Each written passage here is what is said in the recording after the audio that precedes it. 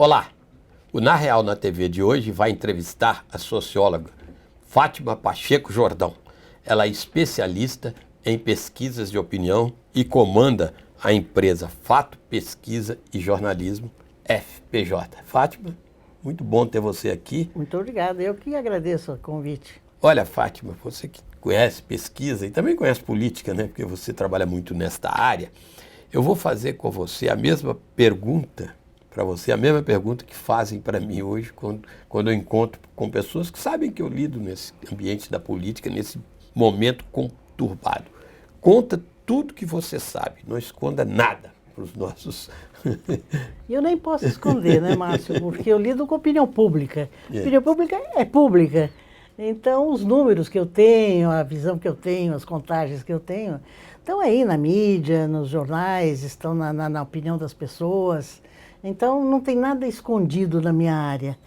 Às vezes, quando você trabalha com pesquisa para alguns políticos especificamente, os defeitos não podem ser ditos, não é? Às vezes, nem eles próprios aceitam as críticas que a população faz. Então, pode perguntar que eu vou responder diretamente. Ótimo. Então vou a primeiro. Um dos lados envolvidos no grande momento político, que é impeachment ou não impeachment, claro, é o lado da presidente e do ex-presidente Lula contra o impeachment, naturalmente. Agora, eles hoje estão numa situação muito difícil diante da opinião pública, né? A avaliação tanto do Lula como da presidente e do governo dela não é nada boa, de nenhuma das três circunstâncias. E sabe-se que a opinião pública, indiretamente, deve influenciar numa decisão do impeachment e no pós-impeachment. Eu pergunto o seguinte, na sua visão, há alguma possibilidade da presidente e do ex-presidente Lula de recuperar um pouco essa imagem a tempo de mudar um pouco um tipo de influência que pode bater nos deputados? Olha, eu acho difícil nesse período curto de negociação em relação ao impeachment e mesmo depois, se houver um pacto, etc. De fato, a presidente perdeu muito nos últimos 2 anos, desde das manifestações de junho de 2014, a coisa ficou muito difícil. Ela hoje está com 10% de aprovação e pior, a relação entre o positivo e o negativo está 60 pontos, 60% negativos. Nenhum presidente do Brasil, desde a redemocratização, teve esse índice negativo. Pra você ter ideia, o mais negativo foi Collor. Collor estava assim, menos 30%, ela está com menos 60%. É inédito, então ela está vivendo uma conjuntura de um eleitorado, de uma população, de uma sociedade mais crítica, de uma mídia mais livre e mais diversa. Então, ela está sendo vítima das suas circunstâncias, ou seja, ela está praticamente, do ponto de vista de perspectiva política, praticamente perdida. O Lula é uma tragédia histórica, eu acho, tendo em vista que o mito já não existe, existe a figura forte, uma liderança importante, mas o Lula tinha até o primeiro ano de eleição da Dilma, ele tinha o Brasil, ele tinha 70%, 60% de aprovação. Ele perdeu o Brasil, hoje ele tem o PT. PT e aquilo que o PT construiu ao longo desses anos. Ele tem 30% de potencial e intenção de voto. Isso é uma dilapidação de imagem extraordinária para um político popular, político bem-sucedido, um político que tem uma carreira extraordinária. Hoje ele está um pato manco. E quanto ao outro lado, favorável ao impeachment, está bem, digamos assim, na fita, a oposição? A opinião pública, sim. No geral, estou falando da oposição primeiro no geral, inclusive a parcela do PMDB. No geral, vamos primeiro começar com o que eu entendo, que é a opinião pública. Ela está muito bem pelo seguinte, este desejo de mudança vem de longe, não é agora, não é o processo de impeachment que está trazendo essa ideia, esse vetor de mudança. Ela vem, desde os acontecimentos de junho, vem com essa visão de que alguma coisa está errada, o Brasil não está no rumo certo. 90% das pessoas acham que o Brasil não está no rumo certo. Ou seja, a opinião pública está consistente. E por que eu acho que vai bem? Porque ela está paciente. Você não vê nessa perspectiva negativa de um horizonte muito problemático. Eles veem aumento a perspectiva para 6 meses é aumento da corrupção, aumento da inflação, dificuldade no plano político. E com tudo isso, pelo fato desse processo estar sendo muito exposto na mídia, e nunca tivemos isso, e o processo é parcimonioso, ou seja, primeiro vem as críticas, depois vem o processo político de afastamento de partidos e de políticos, depois vem o impeachment e assim por diante. Esse processo parcimonioso está dando à opinião pública um tempo para refletir. Agora, quem representa essa imensa maioria de 90% que acha que o Brasil precisa mudar de rumo? Eu não vejo na oposição nem perspectivas de candidatos, nem, como eu disse, do próprio Lula, que se hoje fosse feita uma eleição, pelo menos no primeiro turno, ele estaria bem. Eu não vejo a oposição, de uma maneira geral, nem nos últimos anos e nem nesse momento, dando a resposta que a população precisa. A gente tem que entender que a sociedade evoluiu muito nesses anos de democracia. Então, ela está num outro patamar de informação, está num outro patamar de exigência e está num outro patamar crítico dos instrumentos que ela tem. Por exemplo, o partido político, ela pode votar, candidato. Ela não acredita em nada disso mais na sociedade. Então, nós estamos num momento difícil para a situação, que não consegue equacionar, e para a oposição, que não consegue olhar o futuro. A oposição é boa, como foi o PT, uma oposição uma oposição que critica, mas propõe pouco para o que a sociedade está demandando. A conclusão é que há não uma negação da política como atividade, não é isto? Mas uma negação desta política que nós temos e dos partidos que nós temos, é isto? Não sei, Márcio, eu acho que, de fato, há uma contrapolítica, uma coisa muito crítica. Isso não é só do Brasil, é mundial, geral, né? É geral. Então, há uma cultura da sociedade que diz, olha, o sistema político, os instrumentos que vocês criaram, partidos, eleições, voto, comunicação política, marketing, nada disso vai solucionar e nos ajuda a ver como é que nós podemos eleger bem, eleger no sentido de fazer as coisas funcionarem. Então, eu acho que há um elemento de antipolítica que eu considero até perigoso, porque você mesmo já tem comentado isso nos seus comentários, é a possibilidade da emergência de um populista, de um arrivista, de um oportunista. E os políticos que estão se propondo a atuar, a ter protagonismo no momento, por exemplo, Temer, não tem ressonância na opinião pública, a população não o conhece. Todas as listas que o nome do Temer são colocados, ele, como intenção de voto, não tem mais do que 5%. Então, a própria líder do processo, que hoje é Marina da Silva, não tem mais do que 20%, 25% de, vamos dizer assim, de adesão, se você pode considerar adesão à intenção de voto. Agora, além dos agentes políticos numa situação crítica, de um modo geral, como é que está hoje a credibilidade, isso é muito interessante, das instituições da sociedade, como é que você está hoje?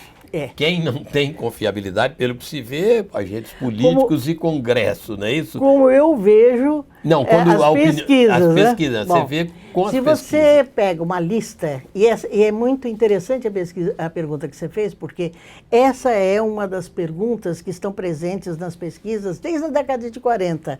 Ou seja, é um indicador muito que a gente pode fazer uma projeção importante. Mas se você tem numa pesquisa alguma coisa como 15 instituições, entre instituições e políticos, instituições políticas e políticos, você tem primeiro as instituições religiosas, que agem politicamente, as instituições funcionais, tipo bombeiro, etc, etc, etc.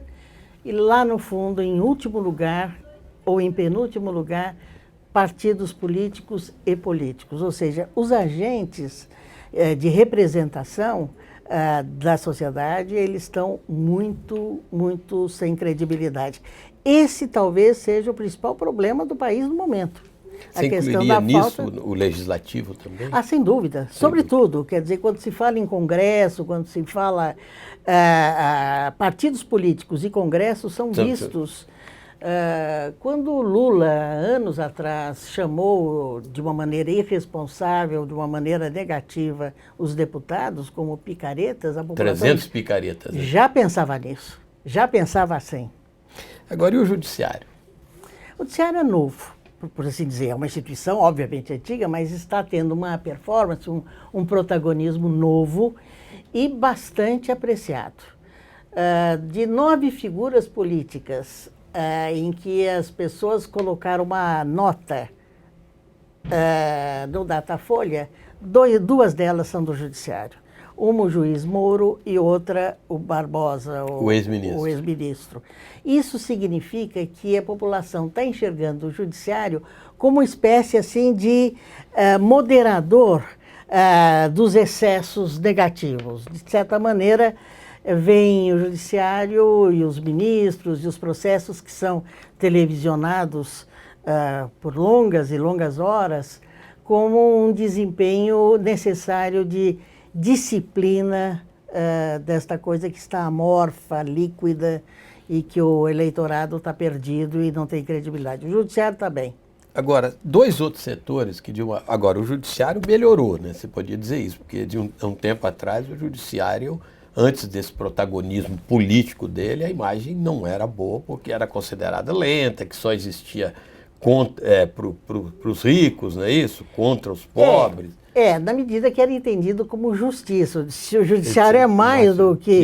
É mais um organizador legal de cumprimento das regras da Constituição. Mas, sim, as pessoas diziam negativamente da justiça, não apenas pelo Judiciário, também pelo sistema social desigual, um sistema social que não levava as pessoas a acreditar no processo brasileiro, com corrupção e assim por diante. Então, não era o Judiciário o penalizado na avaliação da população, era a justiça em si, a não igualdade social. Agora, 2 outros, digamos, protagonistas importantes, pelo menos em outras fases da vida nacional. Os sindicatos e, chamemos, os empresários.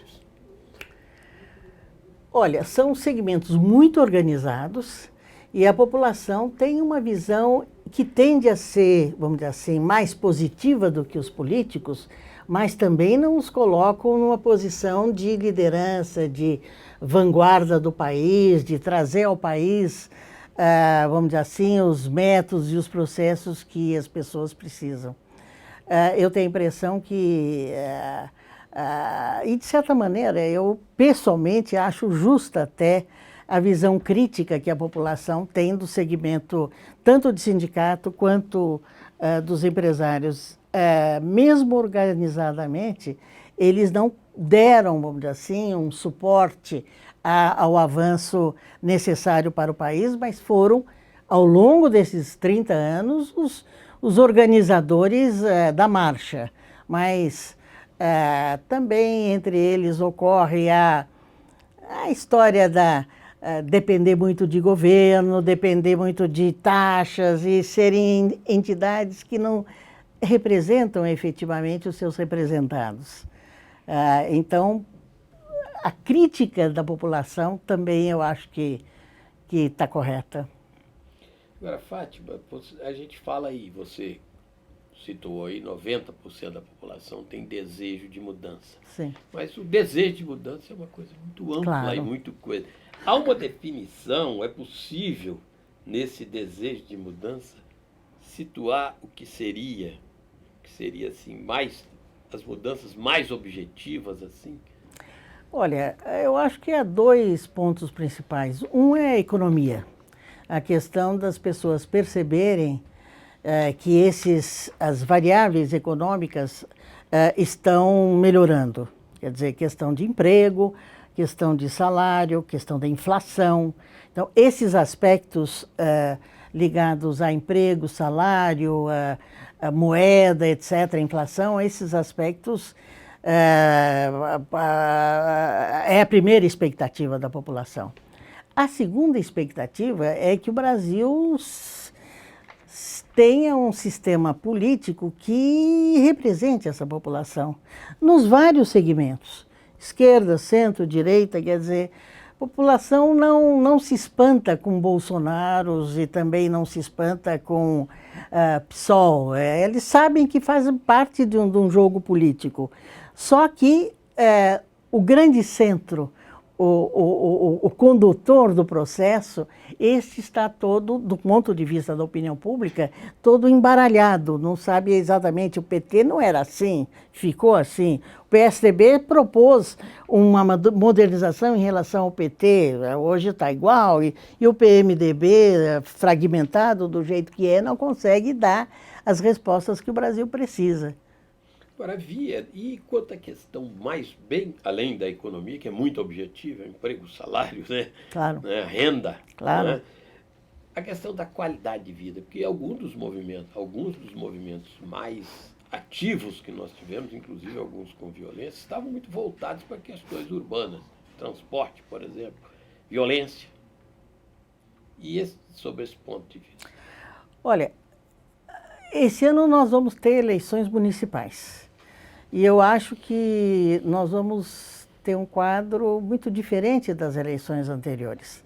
As eleições municipais do passado eram subordinadas ao processo político mais geral. Atualmente, não. Atualmente as pessoas sabem claramente o que precisam, o que querem do ponto de vista das suas cidades. Já passaram por processos de mudanças importantes ao longo do tempo. As cidades, vamos dizer assim, progrediram mais do que o país como nação, né? Então, eles têm, essas eleições não se basearão mais ou tanto em marketing político, por exemplo, não se basearão mais em propostas vazias. As propostas que a população deseja e o eleitor vai atrás, terão que ter uma outra qualificação. Então, eu imagino que para os problemas concretos da cidade, a sociedade tem organização para responder, seja através de movimentos de gênero, seja através de movimentos por saneamento básico, por água e assim por diante. Você percebe uma coisa que há muitos anos já, desde o apagão do governo Fernando Henrique Cardoso, a população, quando se foca uma questão específica, ela responde adequadamente. E agora também eleições gerais do fim do ano, no fim do ano não, em outubro e tal, com renúncias de Dilma e Temer e talvez até do Congresso. A opinião pública tem alguma posição em relação a isso? Ou ela está só realmente de olho em impeachment e não impeachment? Não, ela tá de olho em mudança e não mudança. O próprio impeachment para ela é limitado. Você vê que 60% apoiam, tem apoio da maioria, mas a população se pergunta o que vem depois do impeachment. Para substituir a Dilma é o vice-presidente, mas eles não fazem parte do mesmo sistema. Será que um remendo, uma espécie só de ajuste é suficiente? Desde o início, no início da nossa conversa, inclusive eu disse que a sociedade está pedindo muito mais do que essas fórmulas que estão aparecendo.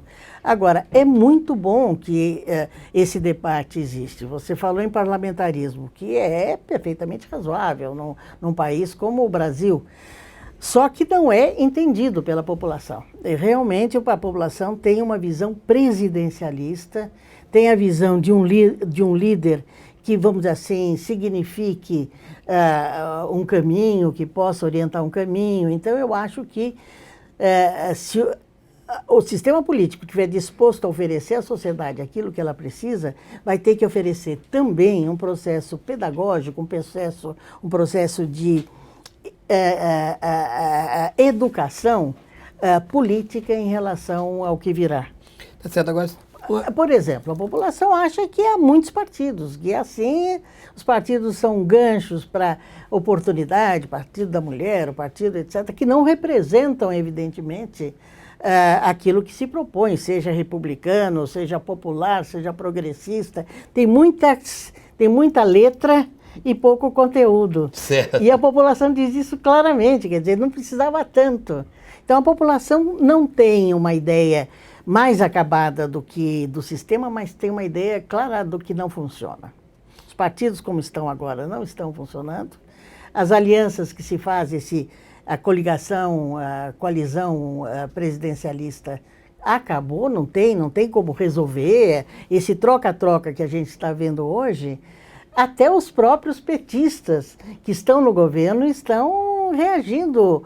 Hoje os jornais estão dizem... pelo menos meio envergonhados, né? Envergonhados e até se dispondo a sair do governo. Por exemplo, o Mercadante disse, olha, se fizerem feira do Ministério da Educação, eu saio do governo. Ele disse isso ontem.